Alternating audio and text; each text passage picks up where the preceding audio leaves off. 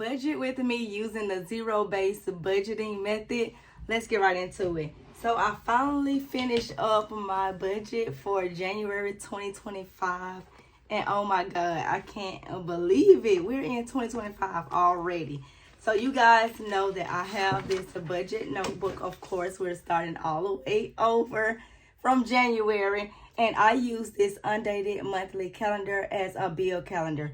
So on this undated monthly calendar portion, I list all of my bills and some of my expenses such as gas, because I know that this is something that I'm going to get every single week. I also list out my son's aftercare fees on here as well, because that's something that has to be paid every single week. The only thing that I do not put on this bill calendar is my groceries, because I don't have a set time when I'm going to get some food. I just get food as needed. When we run out of something, I go to the store that Sunday and then I get it. So I don't know exactly when I'm going to go to the grocery store, but I do include it on my monthly portion right here. And this is where I'm going to actually read off you guys what I'm going to be budgeting for the month of January, and telling you guys my budget.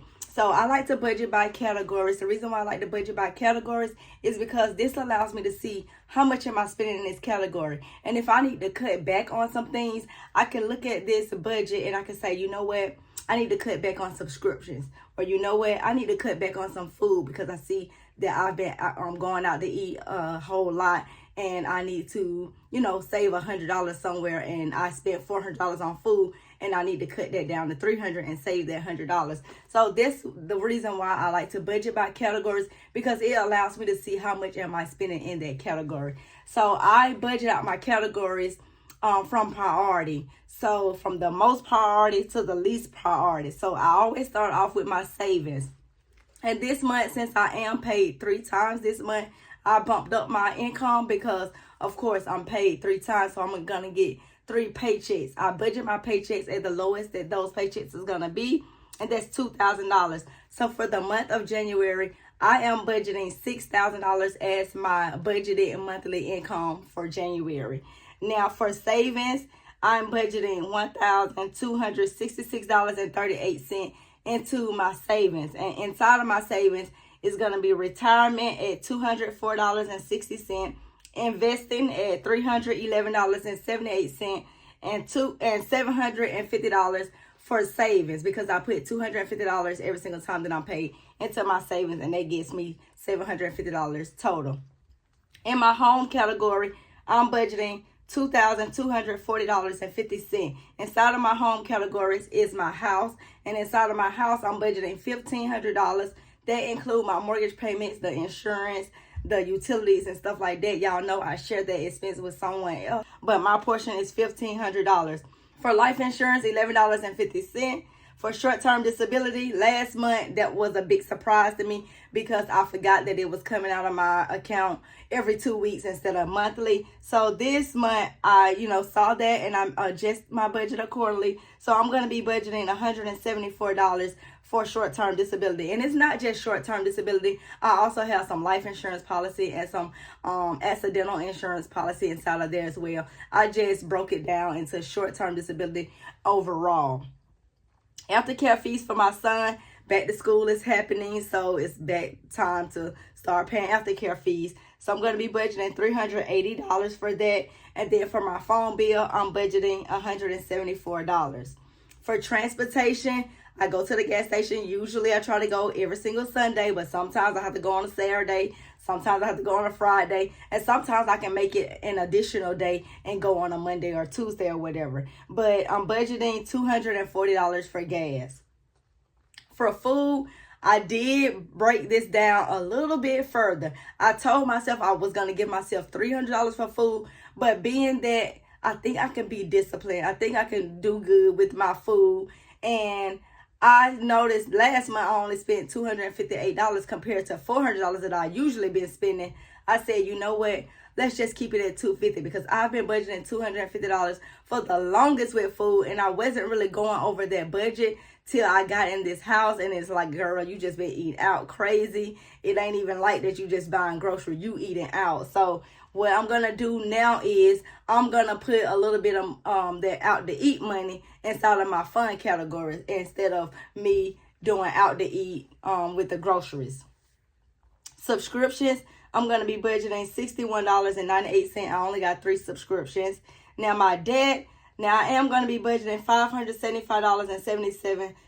The only thing on here is I'm going to be sending an extra payment towards the Navy Federal account. So whatever the minimum payment is, I'm going to go ahead and double it because I share the Navy Federal credit card with someone and we take it out of the house fund.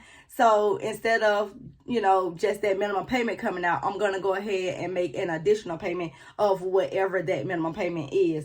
Now, I am going to try to send more than the $500 that's on here because the overall goal is to get out of debt or get out of credit card debt in 2025.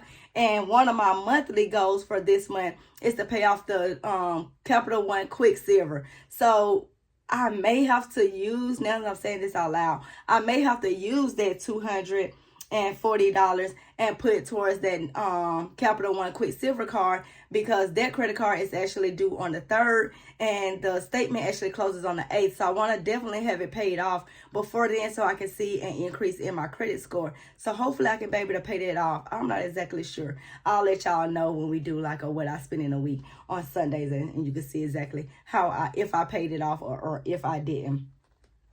Everything else is going to be fun. I'm going to give myself $200 and hair. I'm going to give myself $100. Now, y'all know I've been trying to get to this hair for the longest. I did just buy me a new wig, so I'm not too worried about my hair. But I at least want to go get a wash and press. You get what I'm saying? Like, I know that I can wash my hair at home, but it's something about going to the shop and actually letting them, use the right, stuff to use to get it like silky straight, because some reason I can't get it silky straight at home. So I'm probably gonna go to the Dominicans, or I may go to my home girl and let her wash and press my hair out so I can have some type of style for January.